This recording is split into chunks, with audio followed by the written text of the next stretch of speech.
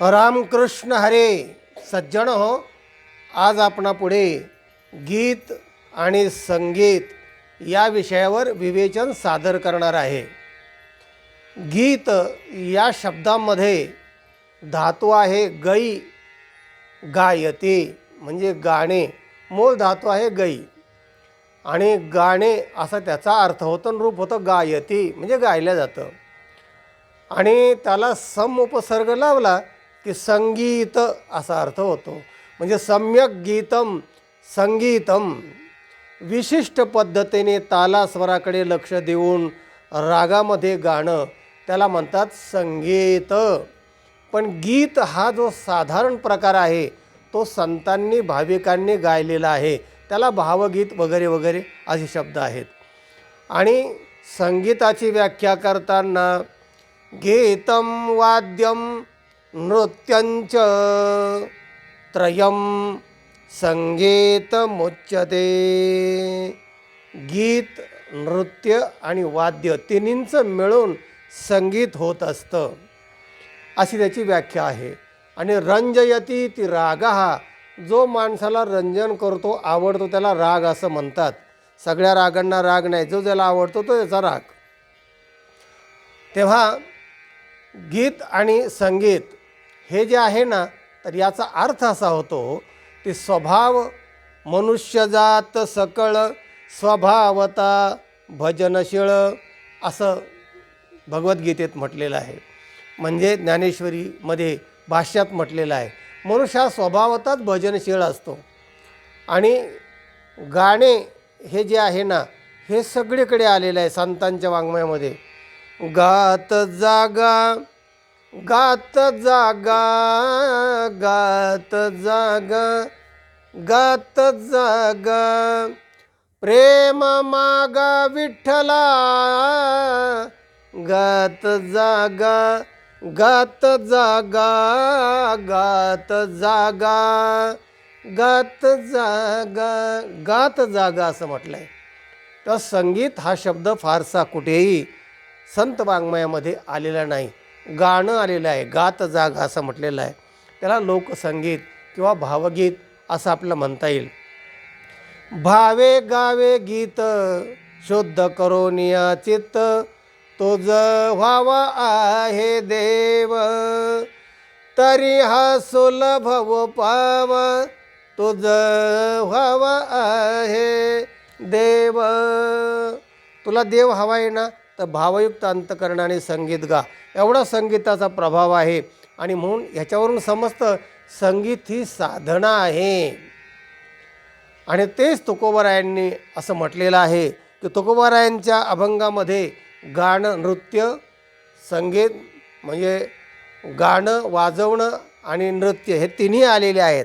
महाराजांचा एक अभंग प्रसिद्ध आहे. गातो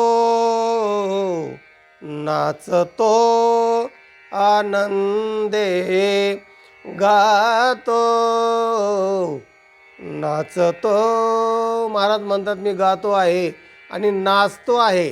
कुठं?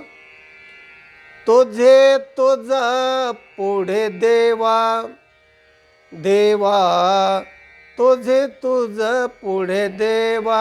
देवाच्या पुढे हे गातायत आणि नाचतायत. टाळ घागरियाच्या छंदे, आणि ते जे नाचणं आहे ना तुकोबारायांचा, तर तो टाळ घागरियाच्या छंदे, टाळाचा नाद आहे. आणि घागरिया म्हणजे त्या आपल्या पायामध्ये घुंगरू चाळ बांधलेले आहेत.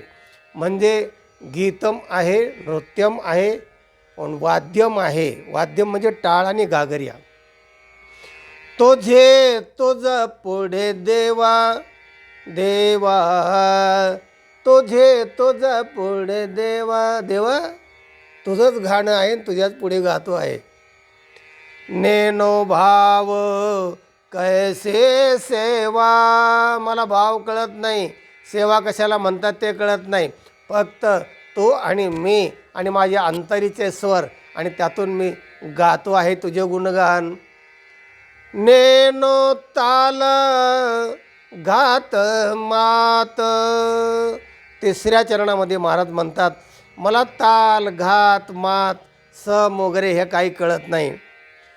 बलते सवा पाय हात गातो नाचतो आनंदे गातो नाचतो. लाज नाही शंका लाज नाही शंका. मी गात असताना मला लाज वाटत नाही, शंकाही नाही, कारण मी दुसऱ्यासाठी गातच नाही. स्वांतः सुखाय मी गातो आहे, तुझ्यासाठी गातो आहे आणि माझ्या आनंदासाठी गातो आहे. लाज नाही शंका, म्हणून मला लाज वाटत नाही. प्रेमे धालो म्हणे तो का, तुझं प्रेम आणि त्याने मी संतुष्ट झालेलो आहे, झालो आहे, माझं पोट भरलेलं आहे. गातो नाचतो आनंदे, आनंदाने गातो आहे आणि नाचतो आहे. म्हणजेच गाणं काही पोटासाठी असतं, काही नोटासाठी असतं, पण माझं गाणं विठोबासाठी आहे, स्वांतः सुखाय आहे. आणि मग शास्त्रीय उपशास्त्रीय हे जे आहे ना, हे तालस्वराकडे आणि रागाकडे लक्ष देऊन गावं लागतं. आणि गीत म्हणजे स्वांतः सुखाय पांडुरंगासाठी गायलं जातं. आणि म्हणून गीत आणि संगीत यातला थोडासा फरक आपल्याला सांगितला आहे. आणि संत काय गातात, कोणासाठी गातात आणि कसं गातात त्याची झलक तुम्हाला सांगण्याचा मी प्रयत्न केलेला आहे. हा व्हिडिओ इतरांना पाठवा, लाईक करा. ज्यांनी चॅनलला सबस्क्राईब केलं नाही त्यांनी सबस्क्राईब करा. ज्ञान ऐकत राहा, ज्ञान वाटेत राहा, आनंदी राहा. रामकृष्ण हरी.